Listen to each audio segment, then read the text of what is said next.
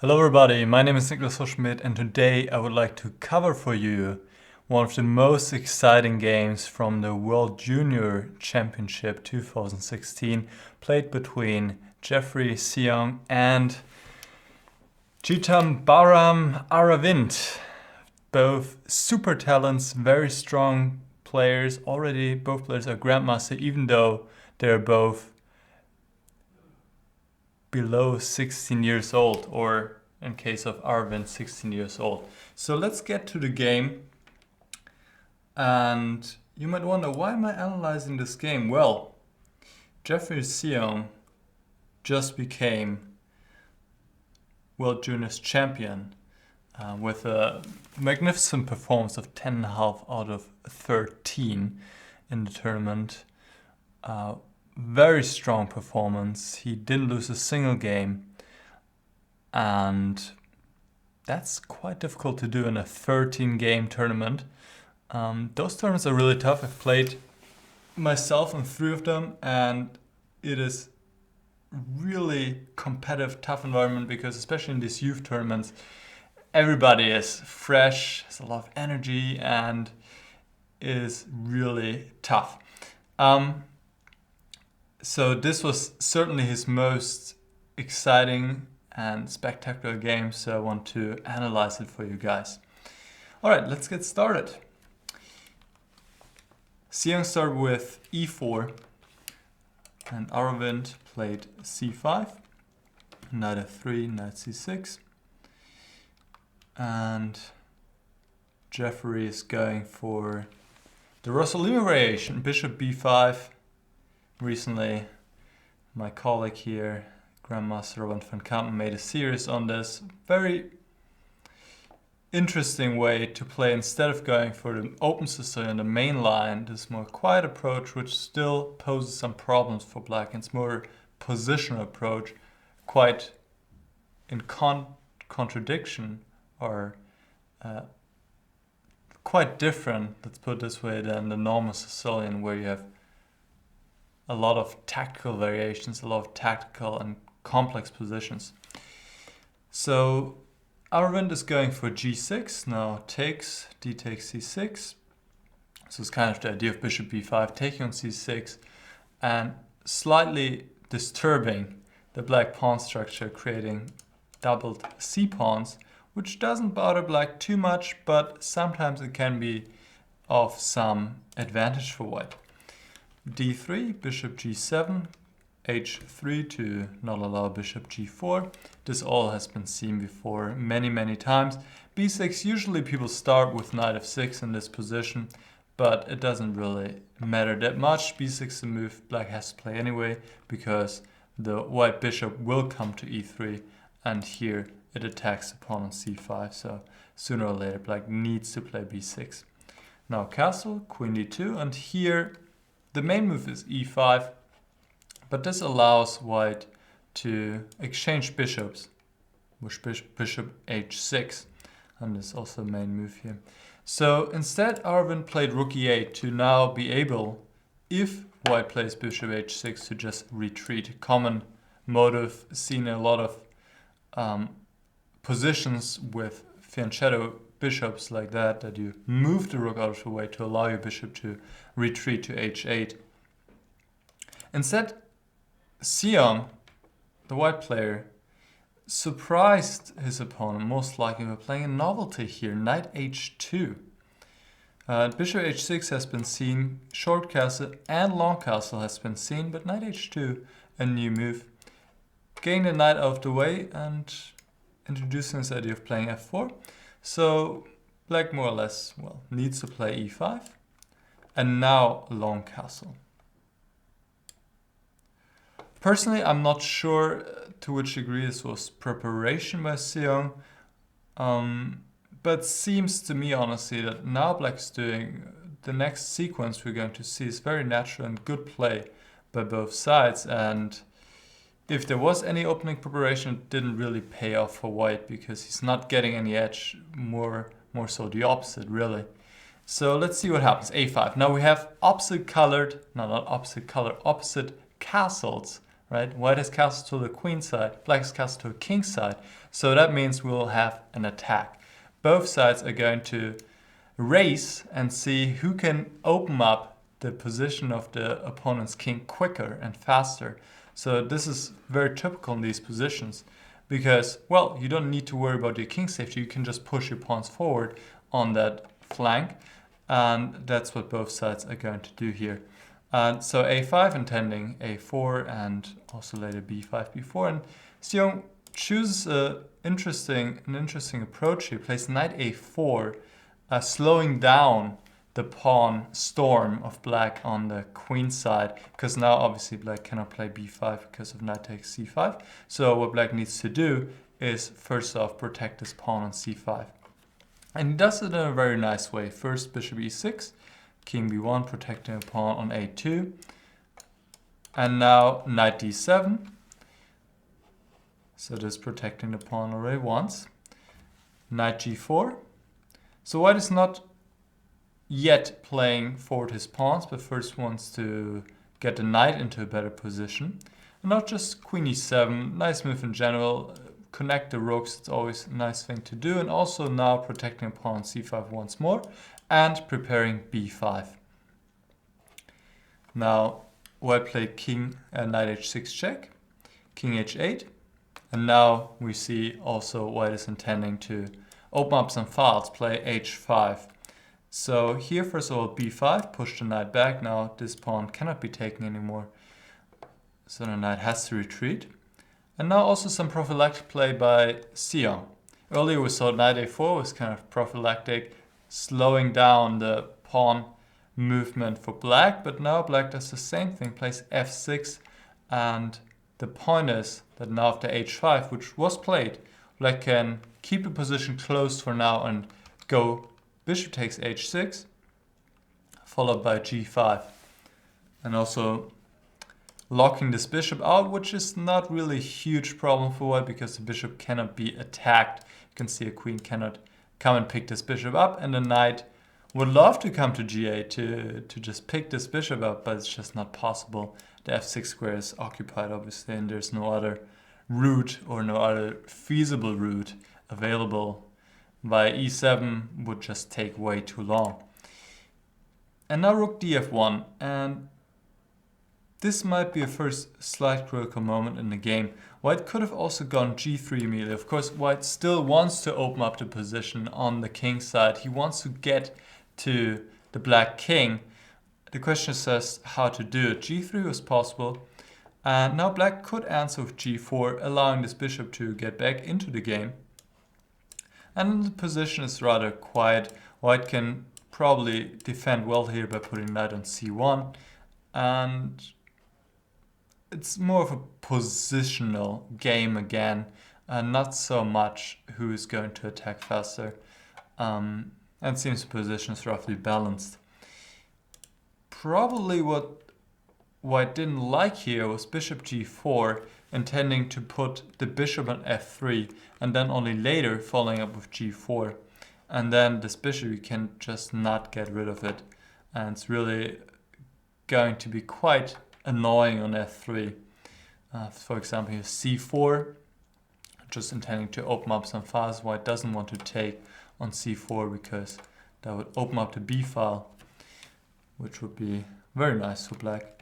And let's say queen e3 and g4, manifesting this bishop, cementing it here, and quite annoying. So I guess this is what he didn't like, but Xiong should have gone for this, because after rook df1, black could have developed a very strong initiative here with a4. Instead, Aravindh went for queen f7, very natural move, but a4 would have been quite strong, and it seems to me that white is already in some trouble here. Let's say he continues with his obvious plan to go g3 and f4, but it seems he's just too slow. Now c4 is very strong.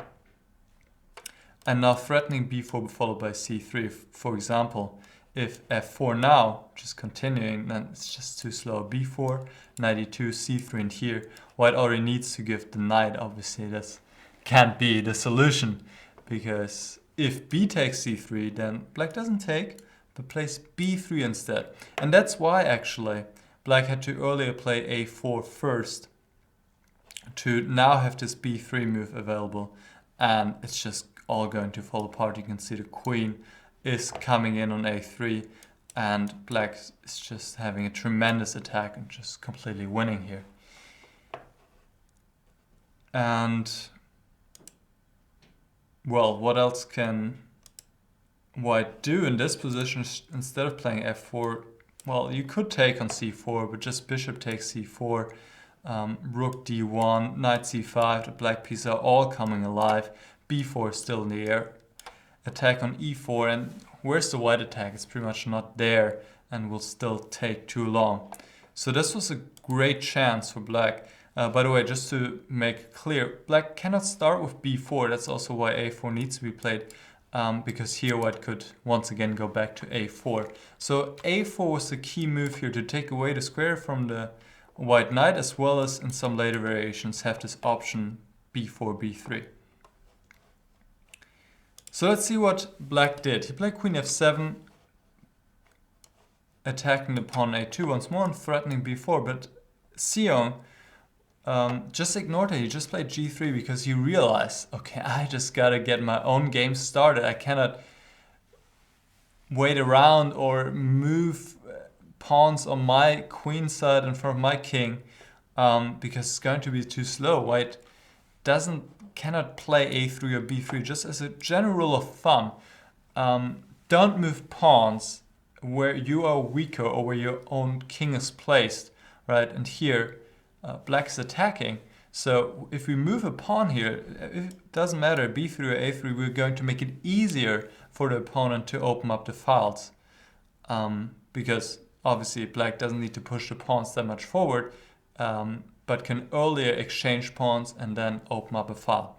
So that's just as a very useful rule of thumb, which applies in most cases. Don't move pawns where you're weaker, because it allows your opponent to open up files more easily. All right, so g3, he just started his own play, very good decision.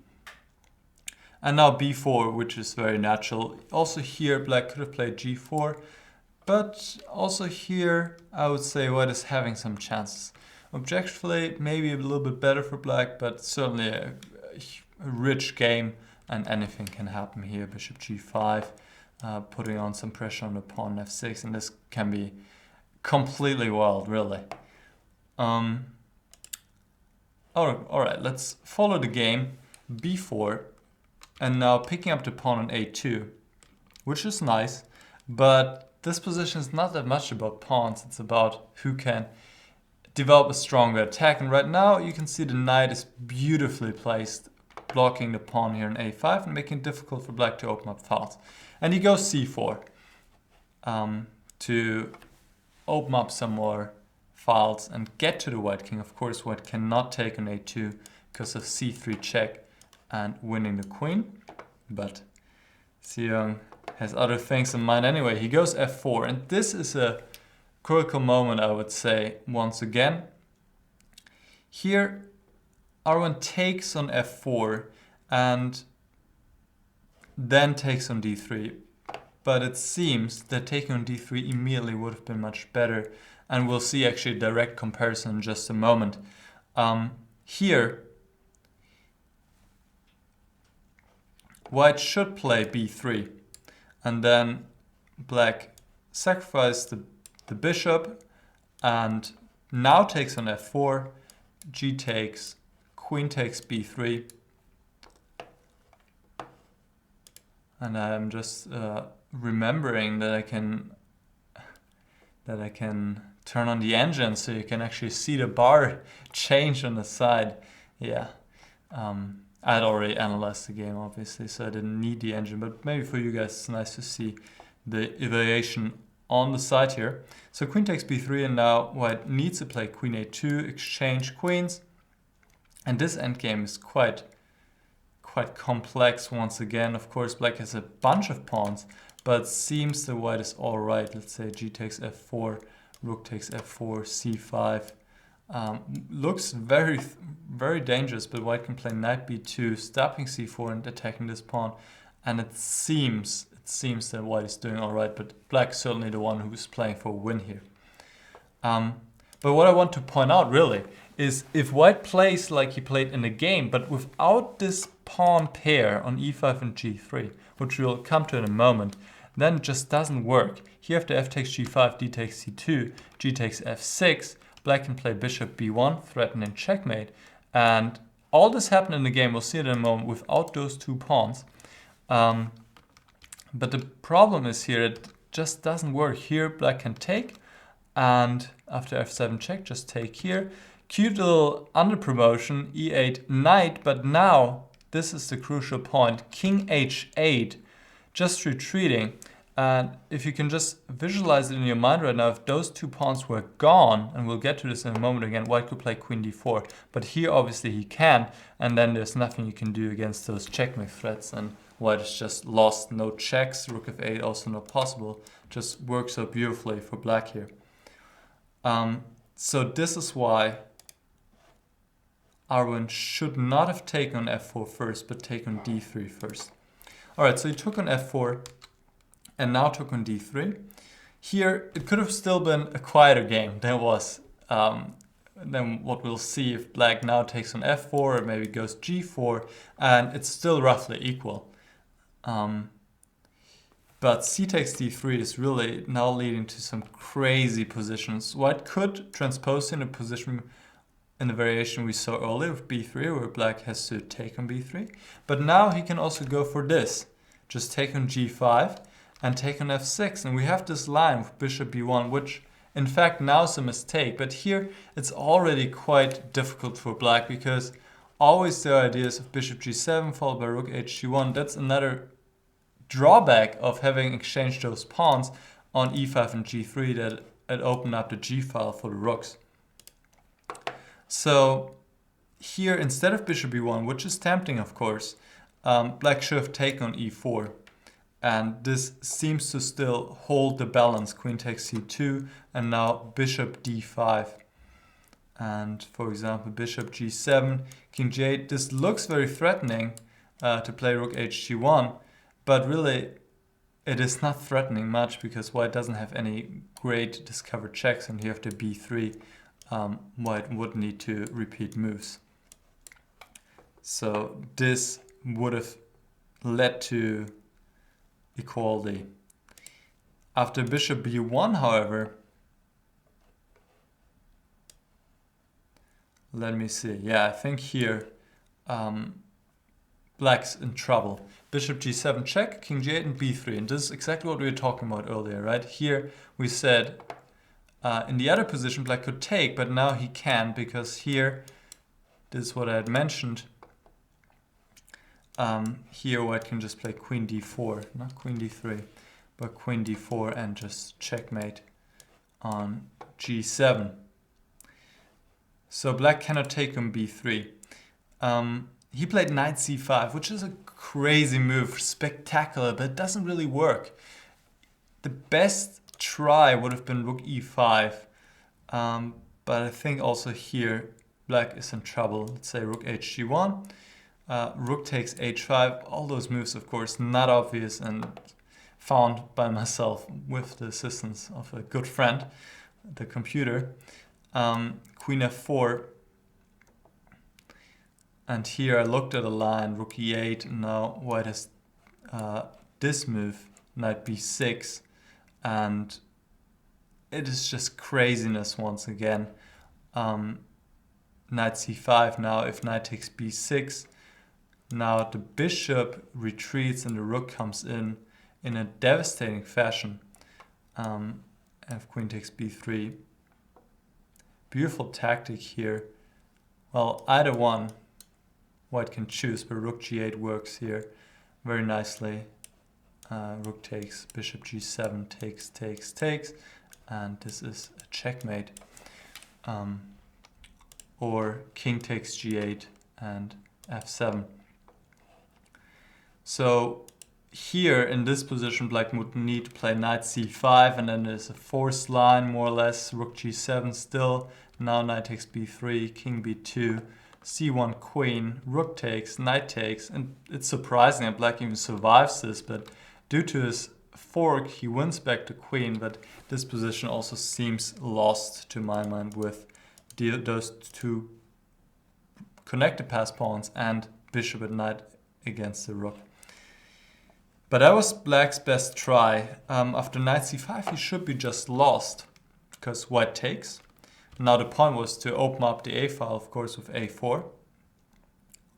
But just king b2, white certainly doesn't take. Black could just take back, and b takes a4 wouldn't be possible because of checkmate. But white can just move out of the way with the king. And now a takes b3, and here another critical moment. Xiong played knight takes b3.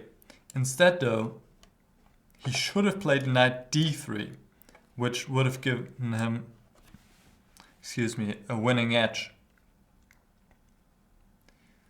Now, for example, if now rook e d8, pinning the knight, well, then just queen g5, and here white just wins by exchanging queens and then playing rook f8. So the best try in this position for black would be to go rook a2 check, king c1, now rook a1, but here white can just take on b4 and just king d2, and the knight is really protecting all the important squares, and white is up a piece. What can I say? It's just a piece, and black's not having enough attacking chances here. Things are different though if the knight takes b3. Here, black could have equalized by playing rook e d8, just attacking the queen. But also in some lines, for example now queen g5 would be a huge mistake. In some lines, having this option of going rook d1, very nice blow, opening up some files against the king, and suddenly white is being checkmated here. And there we have it. So I'm not sure what Xiong intended here, but white cannot really avoid perpetual. Or rather, he needs to give perpetual himself, and that's possible in a variety of ways. For example, right now he could play rook h1. You always have this perpetual of bishop h6 and bishop g7 back. If you play a move like, say, queen e2, then now c1 queen is possible, and white needs to take back with the knight. If king takes c1, white is even losing after bishop d3, followed by queen c4. The knight takes c1, rook a2, king takes b1, rook takes a2. And this is quite cute, in fact. Here white just plays bishop h6. The knight is covering everything, and black cannot do anything against this perpetual. And after rook g2, white just exchanges a pair of rooks on the g file, and we have a perpetual here. It's kind of cute. So this was the way to go for Aravindh, for black. But he missed it. He played c1 queen right now. Another spectacular move, but once again, it's just not good. Knight takes c1 is important. If king takes c1, bishop takes e4, here black certainly is having some ideas and is even better.